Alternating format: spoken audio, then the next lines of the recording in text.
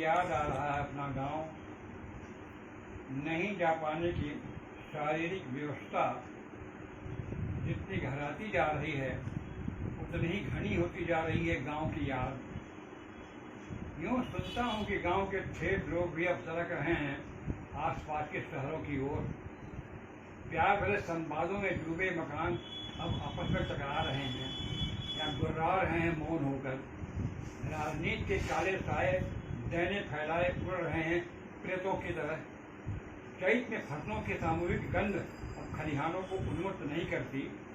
अब नहीं उठती वहाँ चांदनी में चैता की धुनें। अब तो मशीनें ही कर लेती हैं सब कुछ अलग अलग। अब मौसम अपने राग लिए आता है।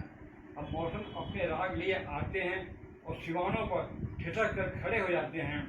सोचते हैं कहाँ गए हुए पेड़ जो हमारे होने की पहचान होते थे। अब त्योहार आते हैं और बिना गाए चले जाते हैं। अब तो टीवी हर घर को अपने में समेटे हुए बड़ा होता है उसके अंदर। लेकिन मेरे भीतर जो गांव बसा है उसका क्या करूं? ये जो मैंने मेरे भीतर जो गांव बसा है उसका क्या करूं? वो सोते जागते मुझे आवाज देता रहता है। हाँ, उस गांव में अभाव के गहरे दंश थे किंतु स्वरों का सन्नाटा नहीं था। खेत खलिहान बाग बगीचे ताल तरैया गलियां रास्ते सामूहिक लय में गाया करते थे।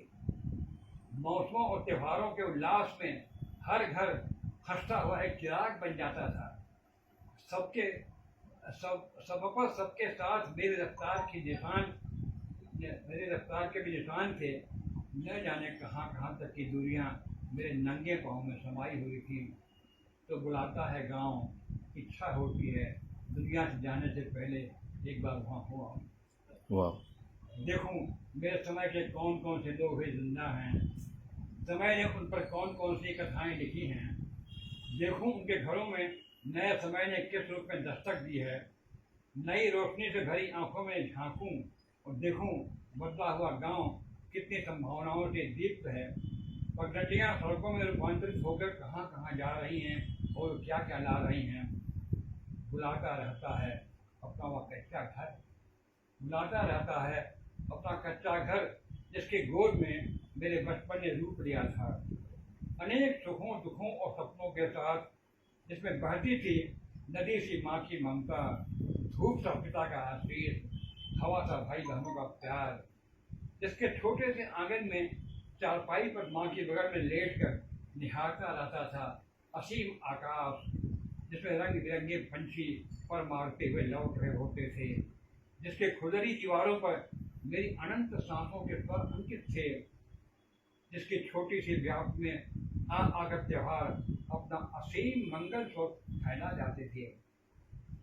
इच्छा होती है कि मेरी अंतिम सांस अपने गांव की गोद में टूटे, मेरी मिट्टी उसकी मिट्टी में मिल जाए।